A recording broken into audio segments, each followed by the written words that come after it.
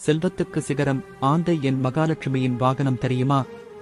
மகாலட்சுமி தேவி செல்வம், வளம் மற்றும் சுபிக்கத்தின் தேவியாக அறியப்படுகிறார்.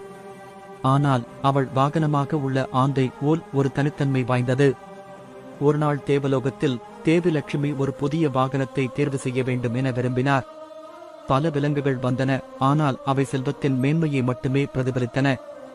ஆனால் ஆந்தை மட்டும் இருண்ட வனங்களில் வாழும் ஒரு அமைதியான, விழிப்புடன் கூடிய ஜீவன். இது ஒரு அறிவின் சின்னமாகவும் எச்சரிக்கையின் அடையாளமாகவும் இருந்தது. மகாலட்சுமி இது உணர்ந்து, செல்வம் எப்போதும் விழிப்புடனும் ஞானத்துடனும் மட்டுமே வாழ்த்தப்பட வேண்டுமென்று கருதி ஆந்தையை தன் வாகனமாக தேர்ந்தெடுத்தார். ஆந்தை உலூக என்று சன்ஸ்கிருதத்தில் அழைக்கப்படுகிறது. மேலும் அது ஒரு சப்தவாசி, ஒலி அடிப்படையிலான பஞ்சபடியாகும். வியாசர் புனைந்த ஓலுகாய நம என்ற மந்திரம் மகாலட்சுமியின் வாகனத்திற்கே சமர்ப்பிக்கப்பட்டது.